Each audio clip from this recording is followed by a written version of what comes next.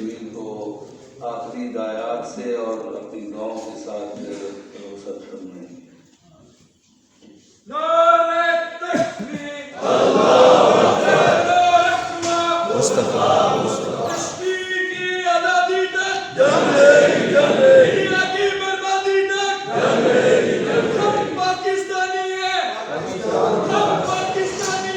پاکستان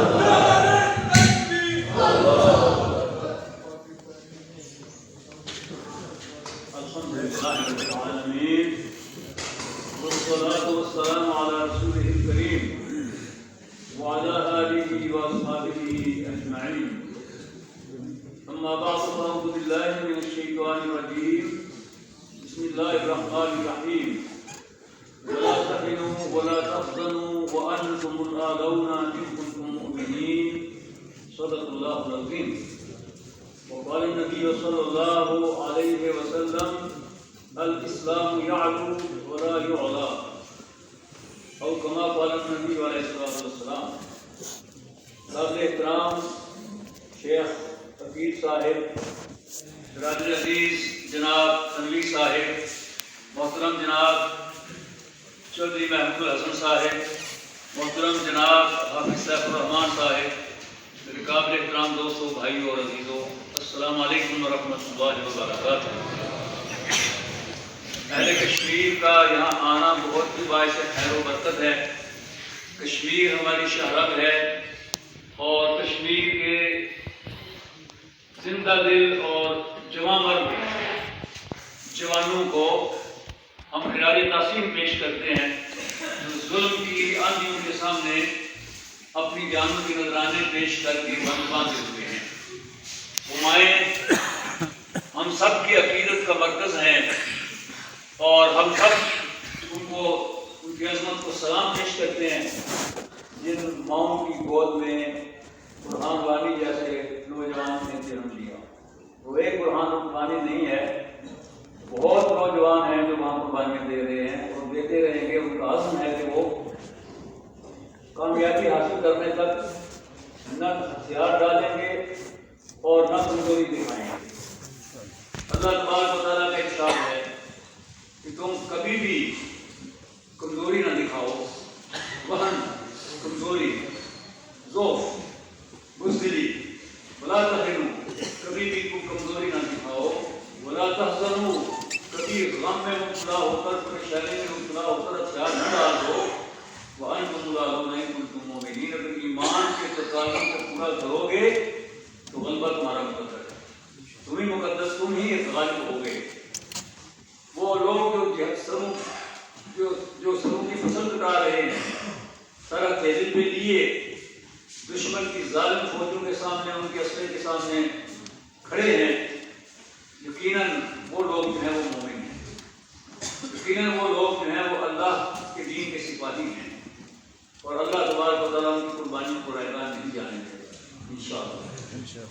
پاکستانی حکومت کا تذکرہ کیا ہے شیخ حفیظ صاحب نے، بلا شبہ پاکستانی حکومتوں نے بہت زیادہ بزدلی، نااہلی اور اپنے فرائض سے غفلت کا مظاہرہ کیا ہے، کوئی شک اس میں نہیں ہے۔ پاکستان کے عوام کے دل کشمیر کے ساتھ رکھتے ہیں، کشمیریوں کے دل پاکستان کے ساتھ رکھتے ہیں، اسلام کے ساتھ رکھتے ہیں، اور شیخ حضرت پیر سید علی گیلانی رحمہ اللہ نے جو روح کی ہے جوانوں کے اندر، اور ممالک کو شیر سے لڑا دینے کا جو ایک انہوں نے تصور پیش کیا ہے اور جو لوگوں کے دلوں کے اندر جذبہ پیدا کیا ہے، انشاءاللہ العزیز یہ جذبہ ناکام نہیں ہوگا، کامیاب ہوگا۔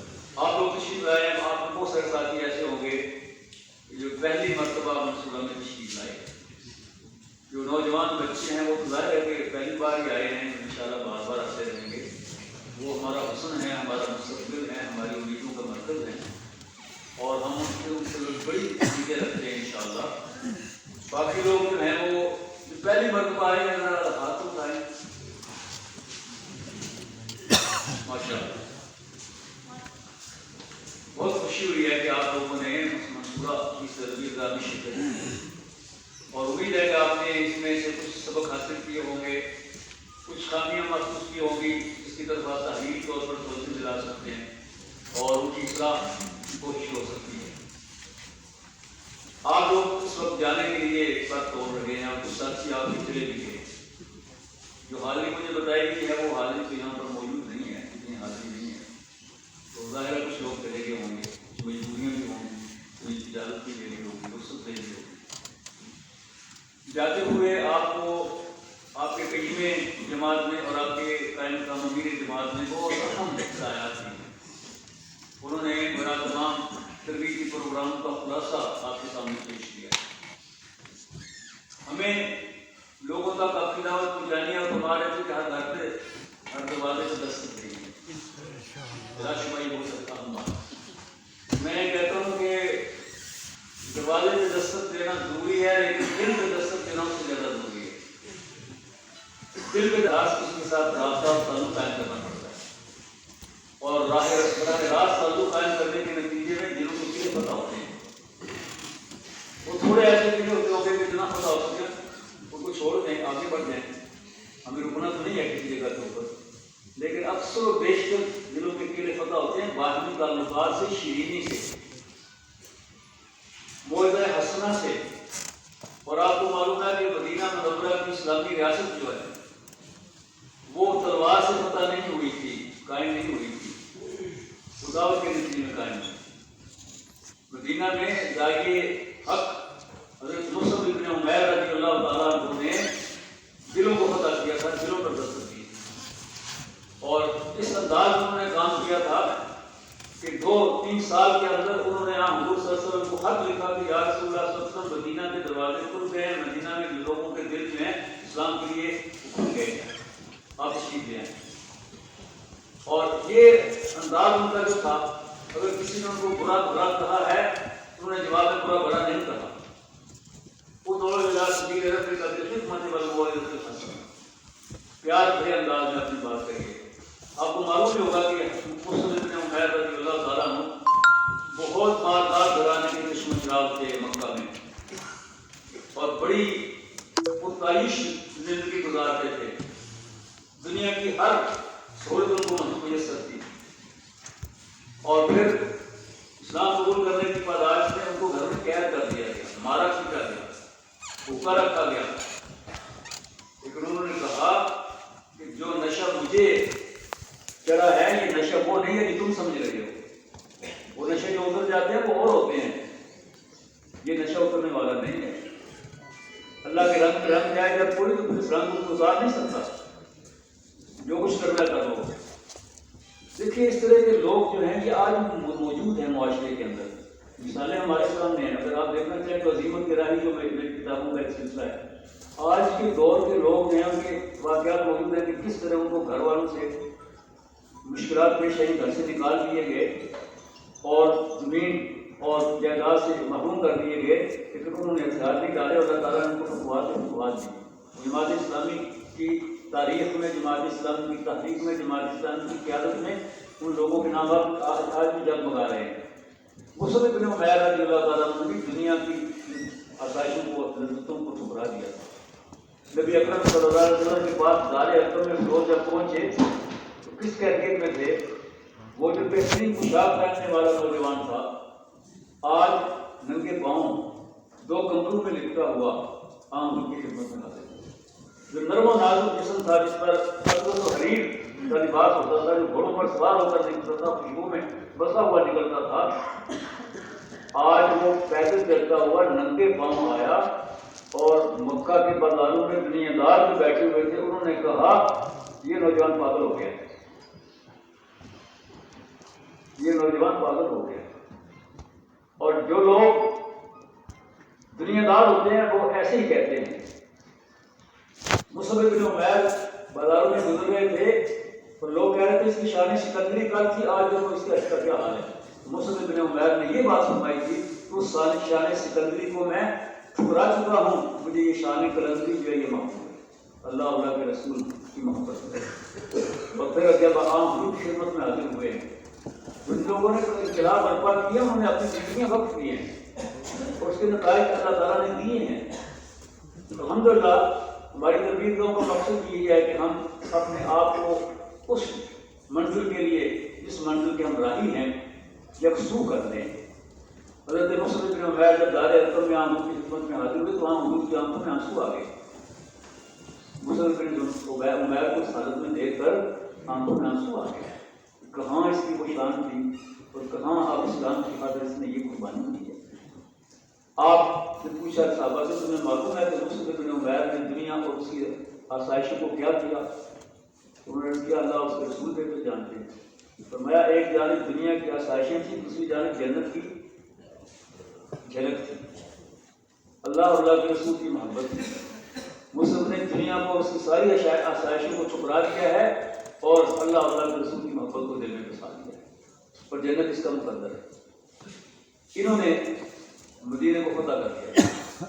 ہمیں اپنی زبان سے، اپنے کردار سے، اپنے قول و فعل سے لوگوں کے دل جیتنے کے لیے بڑی محنت کی ضرورت ہے۔ میرے دوستوں، میرے بھائیوں، رمضان آ رہا ہے۔ ماہ رمضان میں تو لوگوں کے دل نرم ہو جاتے ہیں، اہل ایمان مسلمان کافی حد تک انہیں تبدیلی آ جاتی ہے، اگرچہ وہ ان لوگوں کے لیے جو مستقل تبدیلی ہوتی ہے کہ سوچ سمجھ کر رمضان کے روح کے ساتھ استقبال کرتے ہیں، اور جو لوگ روایتی انداز میں آتے ہیں تو رمضان گزر جاتا ہے تو وہ بھی پھر اپنے روایت میں چلے جاتے ہیں۔ ہمیں ان لوگوں کو روایتی انداز سے ہٹا کر کے روحانی انداز میں اسلام کی طرف، رمضان کی طرف، عبادات کی طرف منتقل کرنا ہے۔ یہ کتاب ہے جو میں امیر جماعت کشمیر کو ہدیہ کروں گا انشاءاللہ۔ کتاب کا نام ہے تحفہ رمضان، خلاصہ مضامین قرآن۔ یہ ماہ رمضان میں جو تراویح میں منزل پڑھی جاتی ہے اس منزل کا خلاصہ ہر روز پیش کیا جاتا ہے، اور یہ کتاب اس میں الحمدللہ مقبول ہوئی ہے کہ اس کا اس وقت یہ ایڈیشن جو ہے وہ ابھی حال ہی میں آیا ہے، یہ 11واں ایڈیشن ہے، 11واں ایڈیشن ہے اس کا، اس میں 11واں ایڈیشن کی 2 ہزار چکا ہے۔ تو میں یہ شیخ صاحب کی خدمت میں پیش کر رہا ہوں۔ یہ چھوٹا سا کتابچہ ہے، لاکھوں کی تعداد میں چھپ چکا ہے، لاکھوں کی تعداد میں ہم رمضان کیسے گزارے ہیں، چھوٹا سا کتابچہ ہے، اور ماہ رمضان کے اندر کیا کیا ہمیں کرنا چاہیے قرآن سنت کی روشنی میں، سب اس کے اندر بیان کیا گیا۔ یہ بھی میں پیش کرتا ہوں کئی صاحب کی خدمت میں۔ یہ اسٹال کے اوپر اور اس طرح یہ جو ساتھ دکان ہے، بک شاپ ہے، بالکل ساتھ آپ کے دروازے کے جہاں سے یہ چیزیں دستیاب ہیں، اور آپ کو خصوصی رعایت پر دستیاب ہیں۔ جو کتاب جو منزل پڑھی جاتی ہے تراویح کے اندر، ہر روز اگر کسی جگہ پر آپ لوگ اس کی مدد کو کاٹ دیں، اس کا خلاصہ پیش کریں، امام صاحب یا خطیب صاحب یا مقامی امیر صاحب، ناظم صاحب، کوئی ساتھی، کوئی بزرگ جن کو اس کو پڑھ کر اور 15-20 منٹ میں اس کو پیش کر دیں تو اس کے نتیجے میں بہت سارے لوگوں تک قرآن کی صحیح دعوت پہنچ جائے گی، قرآن کا پیغام پہنچ جائے گا۔ یہ چھوٹا کتاب سے جو ہے اگر ہر گھر کے اندر ماہ رمضان میں پڑھ دیا جائے تو رمضان کی پوری روح ان کے سامنے آ جاتی ہے کہ ہاں حضور کے معمولات کیا تھے اور ایک بندہ مومن کو کیا کرنا چاہیے۔ نبی اکرم صلی اللہ علیہ وسلم کے صحابہ کرام کی شان یہ تھی کہ ہاں حضور صلی اللہ علیہ وسلم سے جب وہ مطالبہ کرتے تھے تو کبھی مطالبہ نہیں کیا کہ یا رسول اللہ مجھے گھوڑا دے دیں، مجھے اونٹ دے دیں، مجھے گھر دے دیں، بلکہ وہ مطالبہ کا کیا ہوتا تھا کہ یا رسول اللہ مجھے دعا کرے جنت مل جائے۔ ایک صحابی بیان کرتے ہیں حضرت ربیعہ بن کعب اسلمی رضی اللہ تعالیٰ عنہ مالدار گھرانے کے چشمہ چراغ تھے، لیکن گھر بار چھوڑ کر قبیلہ بنو اسلم سے مدینہ میں آ گئے، اور وہ کہتے ہیں کہ کنت ابیت مع النبی صلی اللہ علیہ وسلم فآتیہ بوضوئہ وحاجتہ، میں حضور صلی اللہ علیہ وسلم کے ساتھ راتیں گزارتا تھا اور آپ کی ضروریات جو ہیں مسواک، وضو کا پانی، دیگر جو چیزیں ہیں ان کا اہتمام کرتا تھا۔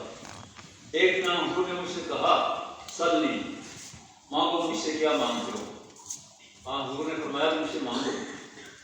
میں نے کہا کہ یا رسول اللہ اسألک مرافقتک فی الجنہ، یا رسول اللہ میری جو درخواست ہے کہ آپ میرے لیے دعا کریں کہ جنت میں مجھے آپ کی حفاظت مل جائے۔ قال وغیر ذالک، اس کے علاوہ بھی کچھ مانگ لو۔ کہتے میں نے کہا ہوا ذالک، بس وہی ہے یار، اس کے سوا کچھ نہیں ہے۔ حضور نے فرمایا اچھا پھر تم میری مدد کرو کثرت سجود کے ساتھ، اعنی علی نفسک بکثرت السجود۔ ماہ رمضان میں تو کثرت سجود کا موقع ہے، رات کو بھی دن کو بھی تراویح میں بھی نوافل، تو اس کے اندر خصوصی کوشش کریں آپ اللہ تعالیٰ کے ساتھ اپنا تعلق جوڑیں۔ ایک صحابی نبی اکرم صلی اللہ علیہ وسلم کے پاس جو آئے تھے تو حضرت موسیٰ کی طرح وہ بھی 2 کمروں میں لپٹے ہوئے تھے، وہ بھی ننگے پاؤں تھے، اور وہ اس وقت آئے تھے جب مکہ فتح ہو چکا تھا، نوجوان تھے۔ آپ میں سے ماشاءاللہ بہت سارے نوجوان ہیں، وہ 22-24 سال کے نوجوان تھے۔ وہ جب آئے حضور نے کیسے ان کو دیکھا، کیسے ملاقات ہوئی، حضور رات کے پچھلے حصے میں مسجد میں تشریف لائے، دیکھا کہ ایک اجنبی مسجد کے اندر لیٹا اور سویا ہوا ہے، اور اس نے ایک کمبل جو ہے وہ تیمم کے طور پر باندھ رکھا ہے، دھوتی کے طور پر، اور دوسرا جو ہے وہ اپنے سرانے رکھا ہوا ہے۔ وہ بھی 2 کمبلوں میں آئے تھے، 2 کمبلوں میں جو وہ تھے، تو آپ نے فرمایا من انت یا ذا البجادین، اجنبی آدمی تھا، پہلے دیکھا ہی نہیں تھا، نیا آدمی تھا، تم کون ہو 2 کمروں میں لپٹے ہوئے؟ تو آنکھیں کھلی، اٹھ کے بیٹھ گئے، کہا انا عبد العزیٰ مزنی، میں قبیلہ بنو مزینہ سے آیا ہوں، میرا نام عبد العزیٰ ہے۔ عزیٰ ان کا بت تھا۔ آپ کا تعلق ابھی نہیں ہوا مجھ سے زیادہ، آپ نے فرمایا انت لست بعبد العزیٰ بل انت عبد اللہ من یومک ھذا، اب آپ عبد العزیٰ نہیں ہیں، آج کے دن سے آپ عبداللہ ہیں۔ نام رکھا کیا؟ عبداللہ۔ یہ حضرت عبداللہ ذوالبجادین کے نام سے معروف ہے کہ روشنی کے مینار کے اندر آپ دیکھیں حضرت موسیٰ کو، حضرت عبداللہ ذوالبجادین کو، حضرت سلمان فارسی کو، روشنی کے مینار جو صحابہ حالات پر کتاب ہے، بڑی تفصیلی نہیں ہے لیکن صحابہ کے حالات میں سے کہتے ہیں کہ حضور صلی اللہ علیہ وسلم نے مجھ سے پوچھا کیسے آئے ہو؟ میں نے بتایا یا رسول اللہ آپ اللہ کے رسول ہیں؟ ان کا ہاں میں اللہ کا رسول ہوں، میں آپ کی طرف آیا ہوں، آپ کے عشق میں آیا ہوں۔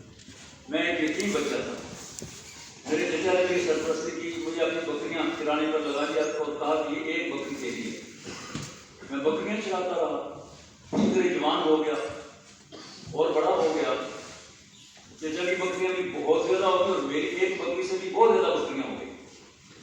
میں نے اپنے چچا سے کہا چچا سب قبیلے جو ہیں وہ مدینہ جا رہے ہیں، چلو ہم بھی مدینہ چلیں۔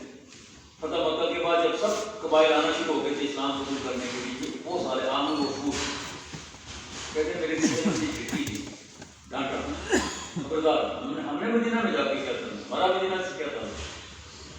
میں نے کہا میں تو جا رہا ہوں، میں تو نہیں رک سکتا۔ میرے چچا نے کہا کہ ساری بکریاں جو یہ میری ہیں۔ میں نے یہ نہیں کہا کہ تم نے تو مجھے وہ بکری دی تھی، میں مزدوری کرتا رہا ہوں اور اس کے پورا اجازت مجھے تو میرے نہیں، میں نے کوئی جھگڑا نہیں کیا۔ میں کہا یہ کپڑے بھی تم نے پہن رکھے میرے مال سے، جوتے بھی پہن رکھے میرے مال سے، تو سب کچھ چھوڑنا پڑے گا۔ میں نے کہا تمہیں یہ سب کچھ مبارک ہو، مجھے مدینہ کا راستہ مبارک ہو، سب کچھ سے لے لیا۔ میں اپنی والدہ کے پاس جب گیا تو میں نے کہا چچا نے مجھے کیا کپڑے اتار دو، میرے پاس کچھ ہے نہیں، میں کیا کروں؟ والدہ نے کہا کہ یہ کمبل میرے پاس بھی ایک ہے، یہ لے لو، اس کے 2 ٹکڑے کر لو، ایک کمر سے باندھ لو اور ایک کندھوں پہ رکھ لو۔ میں کمبل کے 2 ٹکڑوں میں ملبوس چلا ہوں اور رات سے میں آفلا پائی کرتا ہوا رات کو یہاں پہنچا ہوں کئی دنوں کے سفر کے بعد، اور جب میں یہاں آیا ہوں تو میں نے دیکھا کہ یہ دروازہ کھلا ہوا ہے۔ میں نے اندر جھانکا تو کوئی نظر نہیں آیا مجھے، میں نے سوچا کہ یہ کوئی سرائے ہے، مسجد نبوی تھی۔ میں اندر آیا ہوں، تھکا ہوا تھا، یہاں میں کھجور کے پتوں کے اوپر لیٹ گیا ہوں تو مجھے نیند آ گئی ہے۔ حضور صلی اللہ علیہ وسلم نے اس کا سارا واقعہ سنا، میں نے تصویر تو نہیں بیان کی، جس سے انہوں نے ایک بیان کی بات۔ حضور صلی اللہ علیہ وسلم بہت خوش ہوئے، بڑا پیار کیا اس نوجوان سے، اور صبح جب آپ نے نماز پڑھائی فجر کی تو آپ نے فرمایا صحابہ کہ تمہارا ایک بھائی آج رات کو یہاں آیا ہے، پہلے کبھی نہیں آیا تھا۔ اس کی کہانی اتنی ایمان افروز ہے، اس کی آپ بیتی اتنی ایمان افروز ہے کہ میں چاہتا ہوں تم بھی اس کی کہانی سنو۔ اللہ اپنے بھائی کو کہانی سناؤ اپنے، اب اندازہ کریں۔ وہ سناتے ہیں، تمام صحابہ جو ہیں وہ بہت ہی رشک کی نظروں سے ان کو دیکھتے ہیں کہ کتنا عظیم نوجوان ہے، سب کچھ دنیا کا چھوڑ چھاڑ کر اسلام کے لیے۔ ایسے افراد دنیا کے اندر ہوتے ہیں، ایسی شخصیات اور ایسی روحیں اللہ تعالیٰ بنا نہیں کرتا، وہ رہتی ہیں، موجود رہتی ہیں، تھوڑی ہو یا زیادہ ہو۔ پھر کہتے ہیں کہ میں حضور کے پاس جانے لگا، صفحہ کے اوپر میں قرآن پڑھنے میں مجھے شوق تھا، میں قرآن پڑھتا تھا، سیکھتا تھا، کہا کہ مجھے حضور کا یہ اعلان سننے کو ملا کہ میں غزوہ تبوک کے لیے جا رہا ہوں اور جن لوگوں کے پاس سواری ہے وہ میرے ساتھ چلیں۔ میں نے یہ اعلان سنا، میں حضور کو وضو کرا رہا ہوں، میں نے کہا یا رسول اللہ میری ایک خواہش ہے، اور اس طرح کے صحابہ کو تو آپ اتنی محبت کرتے تھے کہ آپ اپنے بچوں کو کیا محبت کرتے ہوں۔ بچہ ہمارا جب کہتا ہے چھوٹا کہ میری یہ خواہش ہے، بڑا میری یہ خواہش ہے، تو ہمارا دل ہو جاتا ہے کہ جو کچھ بھی اس کی خواہش پوری کروں۔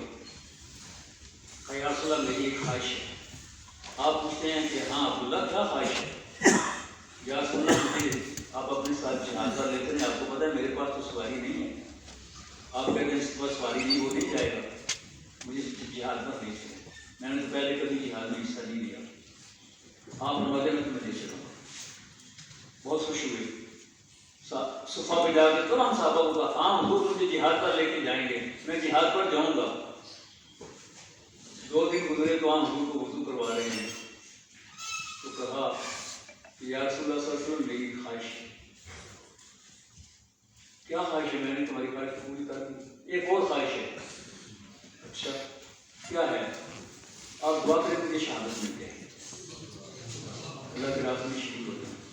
یہ شہادت جو ہے یہ کوئی معمولی چیز نہیں ہے، جذبہ شہادت آج بھی زندہ ہے اور کوئی اس کو شکست نہیں دے سکتا، نہ اسرائیل کا امریکہ کا اسلحہ، نہ بھارت اور اس کے مظالم اور اس کا اسلحہ نہیں شکست دے سکتا۔ جیسا دعا کیجیے مجھے شہادت مل جائے۔ آپ نے کہا اس درخت کا چھلکا اتار کر لے آؤ، لے کر آئے تو آپ کے بازو کے اوپر باندھ دیا اور کہا دعا کے لیے ہاتھ اٹھائے، اللہم انی حرمت دم عبد اللہ علی الاعداء، اے اللہ دشمنوں پر میں نے عبداللہ کا خون حرام کر دیا۔ عرض کیا یا رسول اللہ میں نے تو دعا کی تھی میرے لیے شہادت کیا دعا کریں، میں نے یہ درخواست کی تھی۔ آپ نے فرمایا عبداللہ کیا تجھے معلوم نہیں ہے کہ اللہ تعالیٰ کا کیا ارشاد ہے؟ اللہ فرماتا ہے وَمَن يَخْرُجْ مِن بَيْتِهِ مُهَاجِرًا إِلَى اللَّهِ وَرَسُولِهِ ثُمَّ يُدْرِكْهُ الْمَوْتُ فَقَدْ وَقَعَ أَجْرُهُ عَلَى اللَّهِ، اللہ اور اللہ کے رسول کی طرف نکلا جو تو کسی بھی بہانے سے اس کی موت آ گئی تو اس کا اجر تو اللہ کے ذمہ واجب ہے، فَقَدْ وَقَعَ أَجْرُهُ عَلَى اللَّهِ۔ حضرت عبداللہ بن جابر نام کے ساتھ ساتھ تھے۔ حضرت عبداللہ بن مسعود بیان کرتے ہیں کہ ایک منزل پہ ہم نے قیام کیا تھا 23 دنوں کے سفر کے بعد، رات کے وقت میں اپنے چھوٹے سے فیملی کے اندر تھا کہ مجھے لوگوں کی گفتگو کی آوازیں ہیں، میں فوراً نکلا، میں نے پوچھا لوگ جمع جا رہے تھے کیا بات ہو گئی؟ بہت بڑا واقعہ ہو گیا، بہت بڑا واقعہ ہو گیا۔ میں نے کہا کیا ہوا؟ انہوں نے کہا کہ تمہیں نہیں پتا؟ میں نے کہا نہیں مجھے، کیا رومیوں کی فوج نے حملہ کر دیا؟ تو انہوں نے کہا نہیں، بہت اس سے بھی بڑی بات ہو گئی ہے۔ میں نے کہا کیا ہوا ہے؟ کہ عبداللہ بن بجادین کا انتقال ہو گیا آج کی رات اور ان کا جنازہ آ رہا ہے۔ تو میں نے دیکھا، فوراً میں تیار ہوا، میں نے دیکھا کہ بلال کے ہاتھ میں ایک مشعل تھی اور وہ آگے آگے چل رہے تھے اور پیچھے پیچھے جنازہ آ رہا اور ہم اس جنازے کے ساتھ تھے، صحابہ ساتھ تھے، قبر تیار ہو چکی تھی۔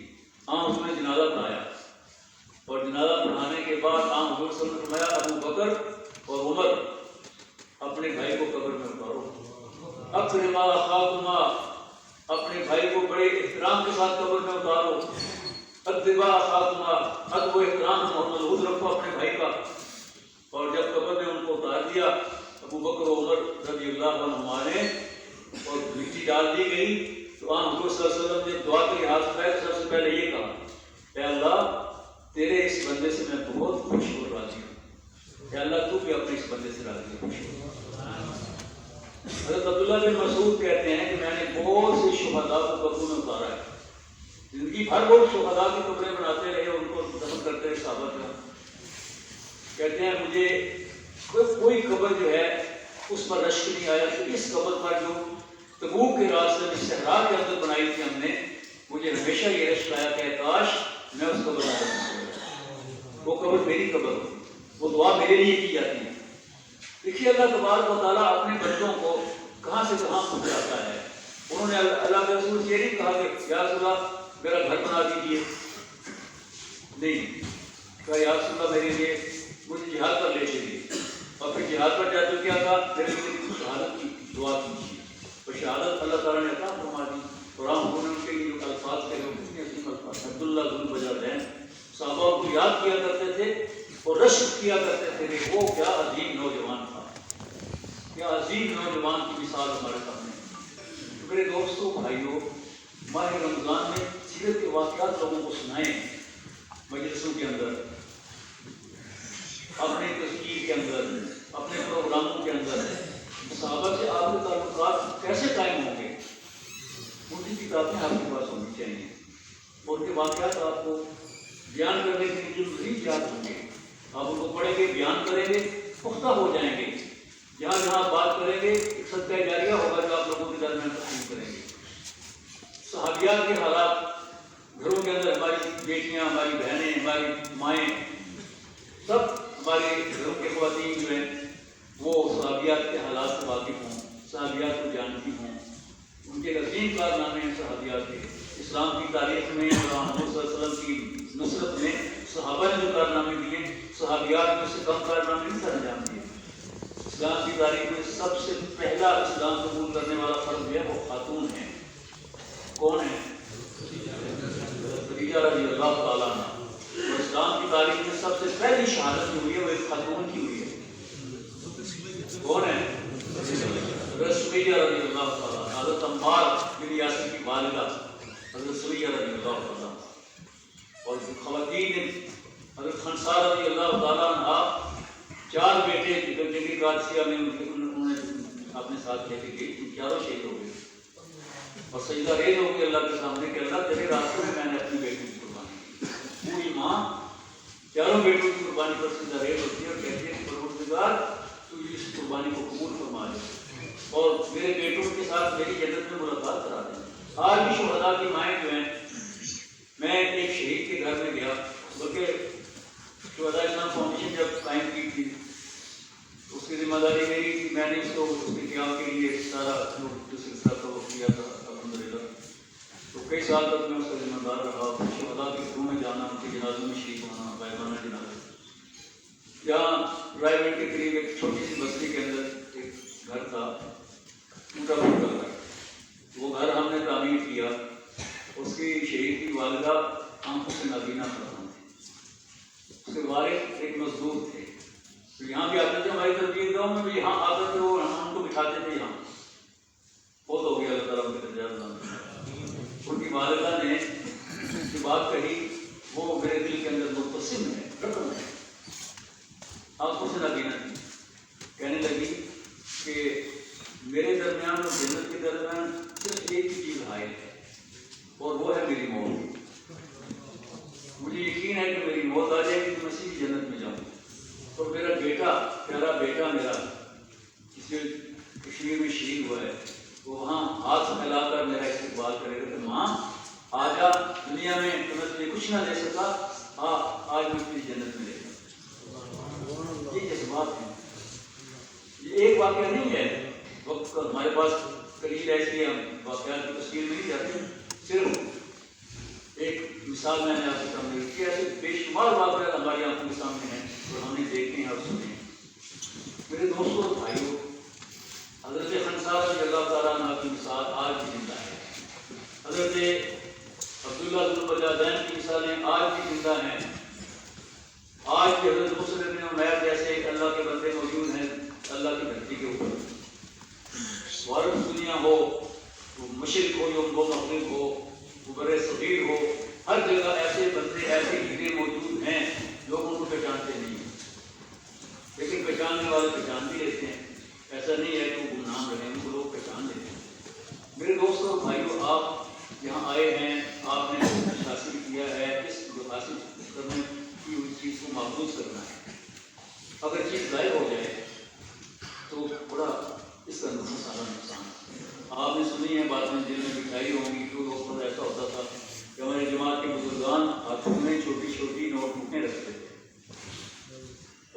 دیکھتے تھے اس زمانے میں کہ کوئی تربیتی پروگرام ہو رہا ہے، کوئی جلسہ ہو رہا ہے، کوئی اجتماع ہو رہا ہے، وہ نوٹ کر رہے ہیں اور چیزیں نوٹ کر کے وہ اپنے پاس رکھتے تھے اور پھر اس کو آگے لوگوں تک پہنچاتے تھے۔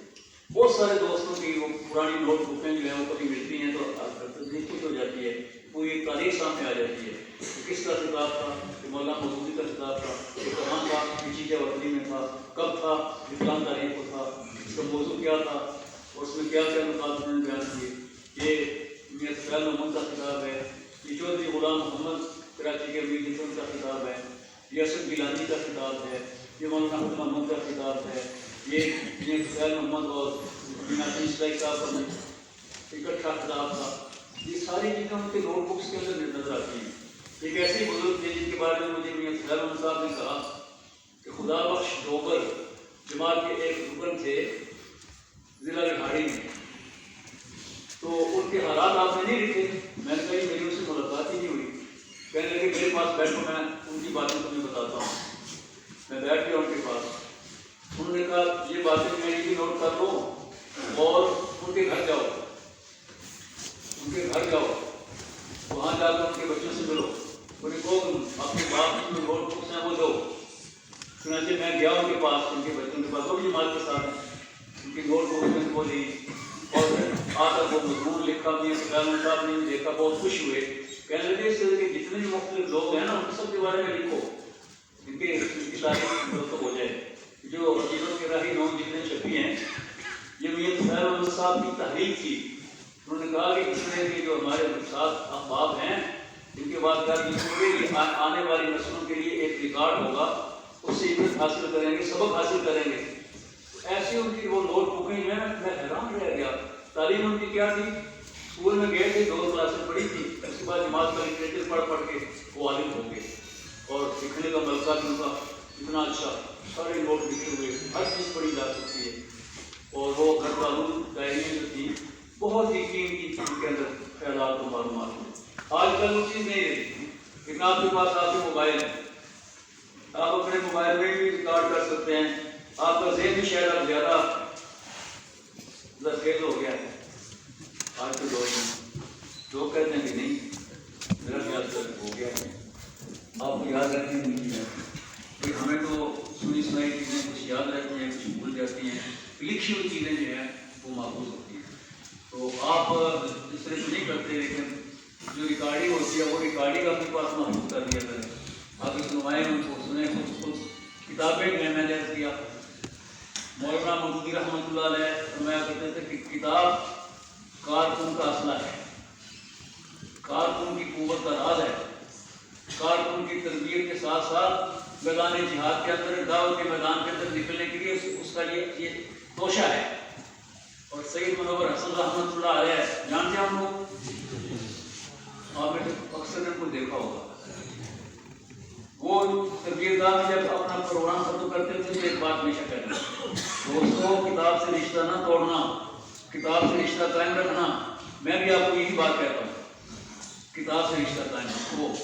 بچوں کی کتابیں ہیں، یہاں چھوٹی چھوٹی کتابیں ہیں، خوبصورت نقش و نگار کے ساتھ، بچے بہت خوشی کے ساتھ پڑھتے ہیں ان کو۔ یہ بھی آپ کو نہایت سستی ملے گی یہاں پر، بچوں کی کتابیں، اسلامی کتابیں، چھوٹے بچوں کے لیے اخلاقی کہانیاں، اخلاقی اس کے اندر جو چیزیں ہیں وہ سمو دی گئی ہیں، دلچسپی کے ساتھ بچے پڑھتے ہیں، اپنی تاریخ کے ساتھ، اپنے نظریے کے ساتھ وابستہ ہوتے ہیں۔ بچوں کے لیے ایک بہترین ہدیہ کتاب ہے۔ آپ جاتے ہوئے اگر اپنے بچوں کی کتاب لے جاتے ہیں تو یہ بہت زبردست چیز ہے، اور آپ نے ماشاءاللہ بہت سے بچوں کو یہاں شریک بھی کیا، مجھے دیکھ کر بڑی خوشی ہوتی ہے۔ بہت اونچے، بہت پھول نظر آتے ہیں، اور آپ ثمربار درخت ہیں، لیکن وہ جو پھول ہیں وہ زیادہ خوبصورت لگتے ہیں، وہ جو آپ اپنے ساتھ لے کر آتے ہیں۔ ان کی تربیت کا، ان کی تعلیم کا خیال رکھنا ہماری ذمہ داری بھی ہے، اور اس کو آنے والی نسلوں کے لیے، تاریخ کی آنے والی مناظر کے لیے یہ ہماری قوت کا راز ہے۔ میں زیادہ وقت شاید لے لیا ہے، میں آپ سب حضرات کا شکریہ ادا کرتا ہوں۔ آپ حضرات سے میں درخواست کروں گا کہ ماہ رمضان جو آ رہا ہے اس میں اپنی دعاؤں میں یاد رکھیں، ماہ رمضان میں دعوت کا کام زیادہ سے زیادہ کریں، ماہ رمضان میں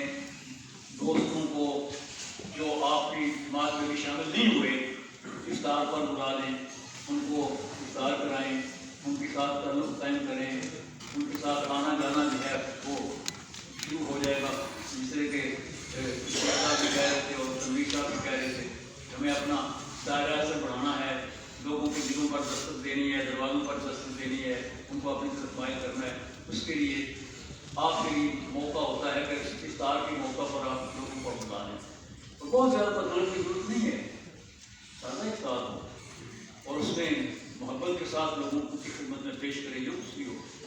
چند پکوڑے ہوں، مشبانی کا ایک مشروب ہو، ان کی خدمت کر دیں اور پھر ان سے یہ کہیں کہ بھائی ہم درویشوں کے ساتھ آپ کا تعلق قائم ہو جائے گا، ہمارا بھی فائدہ ہے، آپ کا بھی فائدہ ہے. اس طرح سے لوگوں کو اپنی طرف مائل کریں. اللہ تبارک و تعالیٰ ہم سب کو اس کی توفیق عطا فرمائے. اللہ تبارک و تعالیٰ ہماری خانوں کوتاہیوں کمزوریوں سے درگزر فرمائے اور ہمیں اسی سب بڑائی کی دیوار بنا لے. خدا وانا الحمدللہ.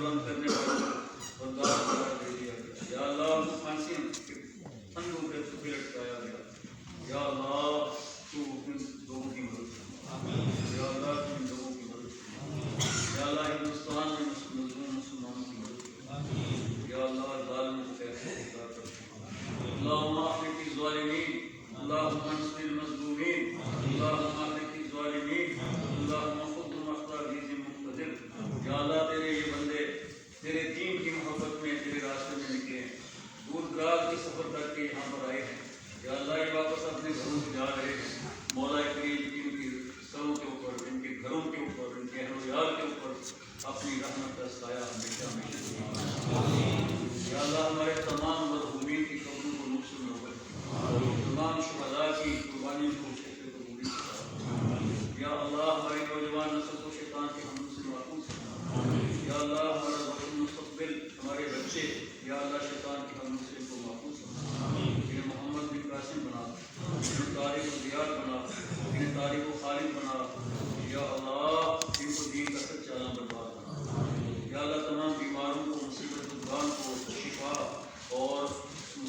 حکمران کو مصیبتوں سے نجات عطا فرما۔ یا اللہ